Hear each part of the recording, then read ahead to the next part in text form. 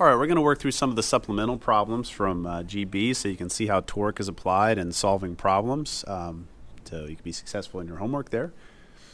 So I'm not going to rewrite the problem out. I'll assume you've got the packet and you can refer to GB. We're going to do 1 through 5 here and talk through them.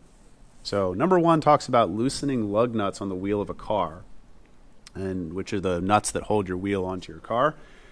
And it says sometimes people will use a long bar placed over the lug wrench as a tire iron or a long-handled wrench.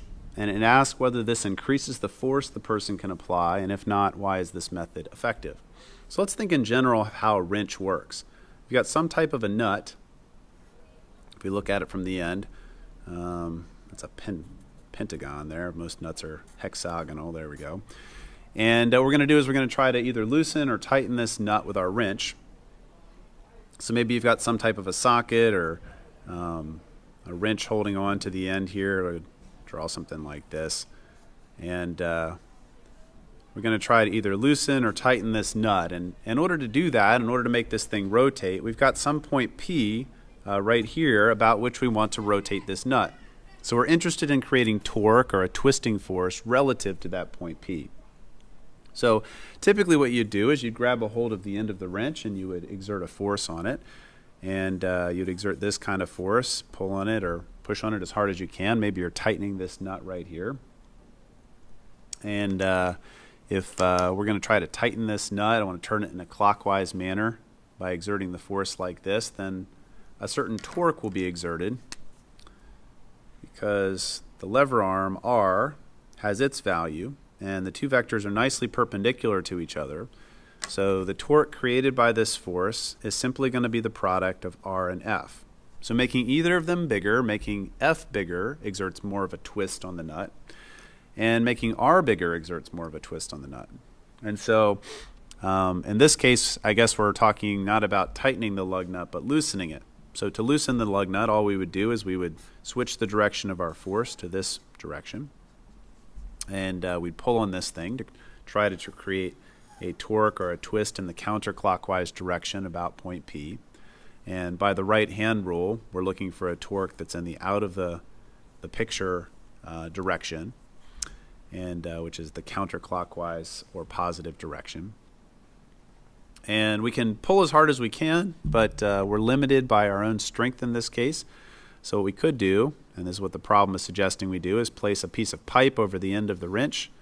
And in effect what that does is it doesn't change the force, but it does change the length, my lever arm or my leverage. So if I apply the same force now all the way down here, what this does in effect is increase the value of R. And so I have the same force, but instead I've now generated more torque with that force, or a larger twist, and I'm more likely to loosen the bolt.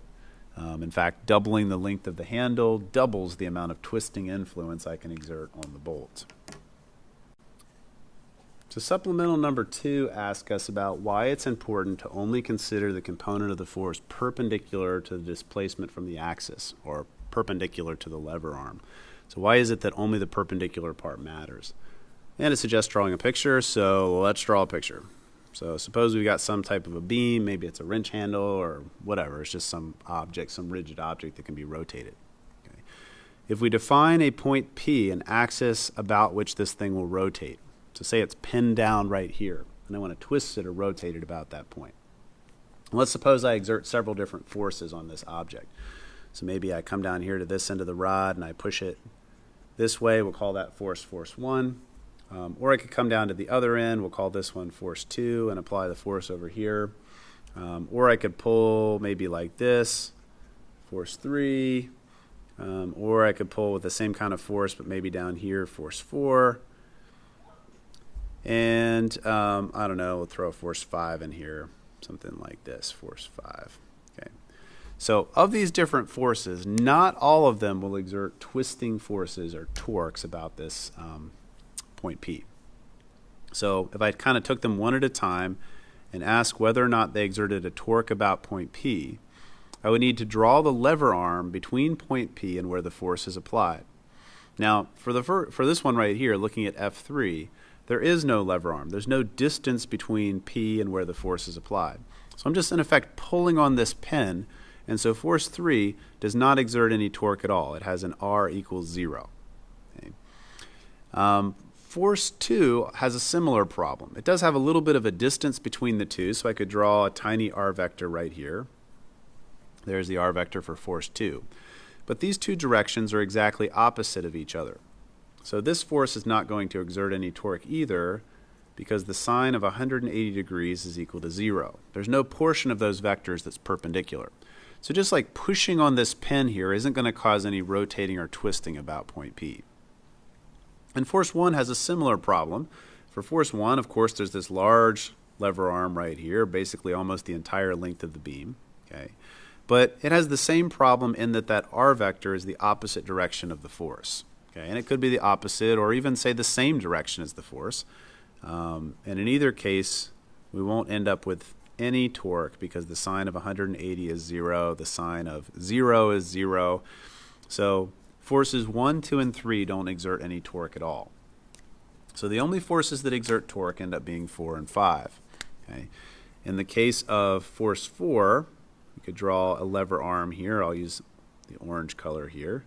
So this is almost the entire length of the beam. And here's the direction of that R vector, this orange dotted line. And so there's an angle between that and force 4. And what force 4 does is force 4 has a perpendicular and a parallel piece. So it has a piece that is in the same direction as R and a piece that is perpendicular. So we'll call this F perpendicular for 4. And this one would be F parallel for 4. And the parallel piece doesn't matter, just like the rest of the forces. Okay, it's in the same direction as R. It's only the perpendicular piece, only the downward pulling part of this force that's going to cause this thing to rotate. Okay. So force 4 would give me a torque about point P, and that force would be R times F4 times the sine of theta, whatever the angle is between the two. Okay. And in this case, we're looking at some kind of a negative torque, since it's there we go. It's in the clockwise direction. The clockwise direction is negative. Pulling down on this end of the beam would cause it to want to rotate clockwise about point P. Okay. My drawing is getting a little cluttered here, but we got room for one more, force 5. If I were to draw the lever arm for that one, here's R for force 5. And this is nice and perpendicular already. So this force is ready to go. It's going to exert some torque. And that torque about point P is going to be R force 5, and it's the entire force 5 because it's perpendicular, and it would want to cause a rotation in the opposite direction, or a counterclockwise rotation. So this one is going to serve as my positive torque. So depending on the magnitudes of force 4 and 5, they could balance each other out, because one's twisting one way, the other twisting the other, or if one's bigger, that it would cause an overall acceleration in that direction. For number 3, we're trying to find the maximum torque a 55 kilogram person can exert if they put all of their weight on each pedal of their bike when climbing a hill. So I'm not going to try to draw the whole bike. Basically, we've got the pedal coming out of, there's all my gear, my sprocket here, all of its teeth, and the chain's going to run around this part. And then I've got this arm right here with the pedal. And then there's going to be one sticking out the other side, something like this.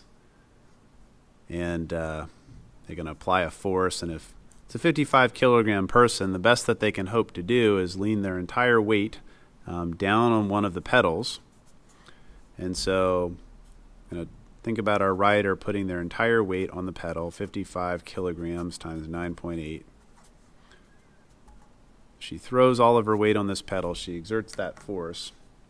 But the amount of torque that she generates to twist the chain and to then twist the wheels of the bike is going to depend on this value R, the vector drawn from the pivot point, the axis of rotation, point P right here, to where the force is applied. So we're asked to figure out what this maximum torque is. We're given a radius of the circle in which the pedals rotate, and that radius has a value of 17 centimeters. So we can use this to find the torque. About point P in the center, it's going to be 0.17 meters, or the 17 centimeter lever arm, times the magnitude of the force, which is the weight of our rider, 55 times 9.8, and times the sine of what? Well, if we look at this r vector, which points over here to the left, the r vector makes a 90-degree angle with the force. It's a sine of 90 degrees. They're perpendicular to each other. So I'm just going to multiply the force times the distance. And we get 92 Newton meters of torque. Is the maximum torque that this person could exert just using their weight. And that's the magnitude of the torque. In my drawing, it's counterclockwise, but I could have very well drawn it in the clockwise direction, so all we really need to do is find the size. So this next question, number 4, is about peeling out. I don't know why you'd want to do this, right? But suppose you want to peel out at an intersection or lay some rubber down.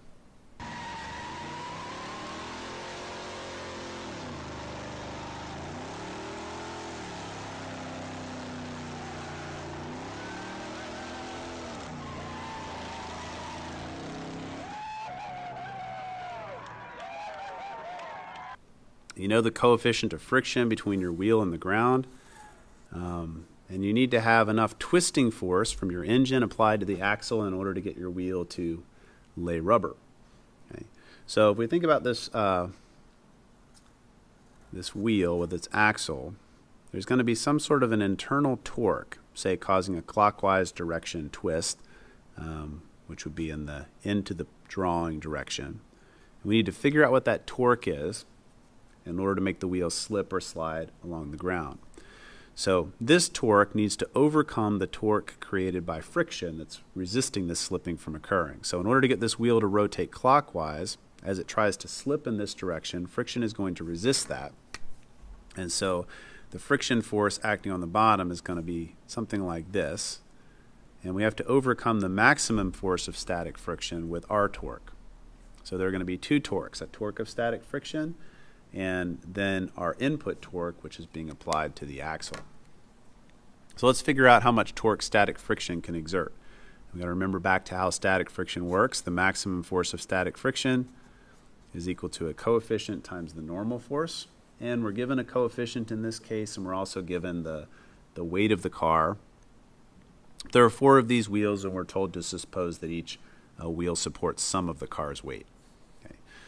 So we'll think about this from a friction standpoint. Friction is going to cause a twisting about this point. If I draw my lever arm right here, here's my lever arm. It's a 90 degree. So it's going to cause this thing to want to twist the opposite direction, to twist like this. And I have to overcome that with my input torque in order to get this thing to slide. So how big of a frictional torque do we have?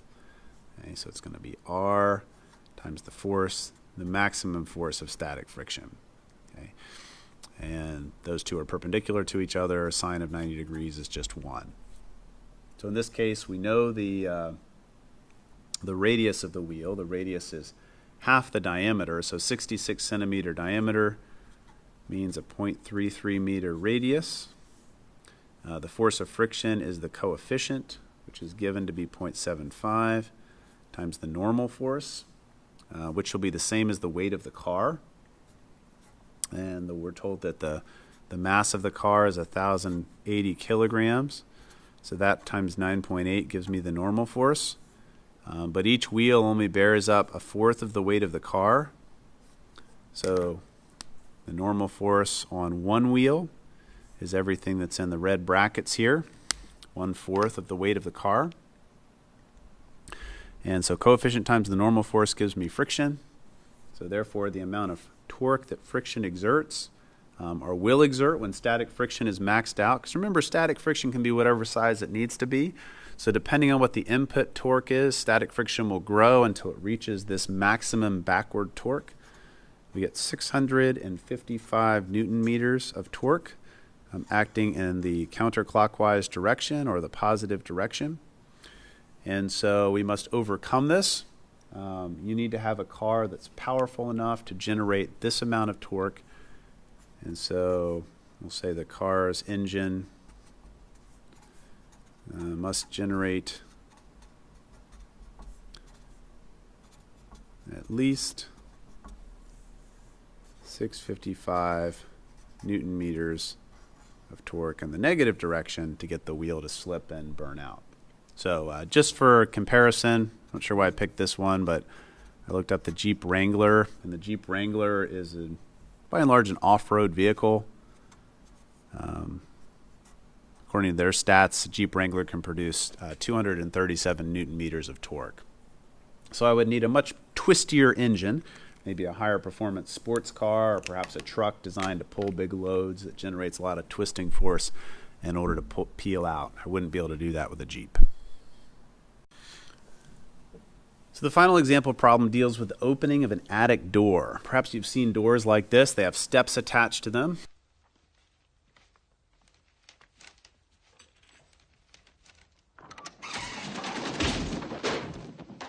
You pull on the rope, or the steps then come down. You can walk up to your attic. I feel like I've seen something like this in a movie before. Being with the ones we love, sharing so much joy and cheer. What a wonderful feeling. Each day the same.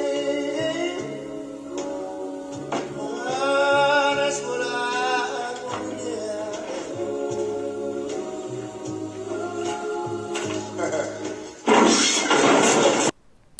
And so in this case, we're given some dimensions. We've got a hinge that this door is going to pivot about over here on the end. So this is going to serve as point P. And we're told that we want to rotate this door about point P by pulling down on this rope. And in order to do so, we have to exert 20 Newton meters of torque in the clockwise direction in order to get it to open. And we're asked how much force the person has to apply to make that happen. So here's the person exerting tension force, pulling on the rope, and we need to figure out how big of a tension force they must exert. So if we apply the torque equation, the torque about point P is equal to R cross F, or RF sine of the angle between them. I should be able to figure out all of those things by looking at my picture. Okay, so the F force is the tension force. R, my lever arm, is the vector drawn from point P to where the force is applied. And then theta is the angle between them. So if I look at the direction here, the R direction is horizontal. And so the angle between the horizontal direction and my force is this angle right here. And since this angle is 80, then this angle here would be 100 degrees. So a 100-degree angle exists between the two. Now, interestingly, if I were to take the sine of 100 degrees and compare that to the sine of 80 degrees, I would see that they are equivalent. So you don't necessarily have to extend the R vector in order to find the angle. You could take any angle between these two lines. The 80 degree would work as well, and you get the same answer. Okay, so let's solve the problem. We know how big our torque is. 20 Newton meters is what's necessary. R has a magnitude of 1.5 meters. We're looking for the force of tension that we have to apply, and there's a 100-degree angle between the two. So T becomes our unknown variable, and it looks like a force of 13.5 newtons, a tension of 13.5 newtons, will produce the desired torque. Well, folks, that takes us to the end of our lecture on torque. I hope you appreciated the special twist I put on things for you, and hopefully you understand how to apply the torque equation to problem solving. So try some homework, and we'll see you out there.